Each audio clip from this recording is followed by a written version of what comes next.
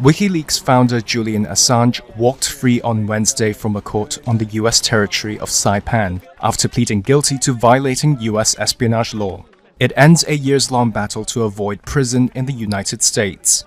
After his hearing, he left without answering questions to the media.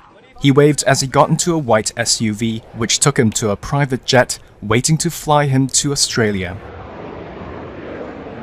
In the 3-hour hearing, Assange pleaded guilty to a count of conspiring to obtain and disclose classified national defense documents. His media group released the largest leak in US military history in 2010, tens of thousands of classified military files detailing the US war in Afghanistan and Iraq, and thousands of diplomatic cables.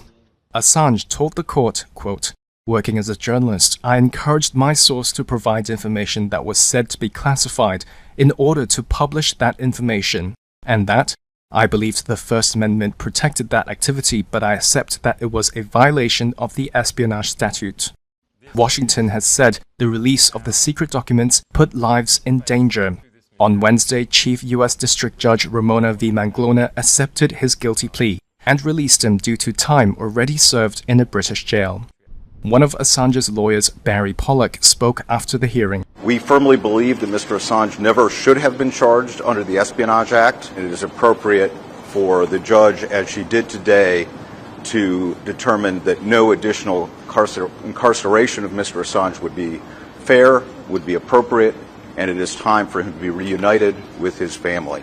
Assange had spent over 5 years in one of Britain's toughest prisons, battling extradition to the US.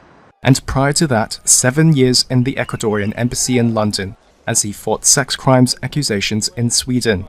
While in the Ecuadorian embassy, Assange had 2 sons with his partner Stella, who had been one of his lawyers. The Australian government has been calling for Julian Assange's release, with Prime Minister Anthony Albanese telling the Australian Parliament Wednesday his case had dragged on for too long.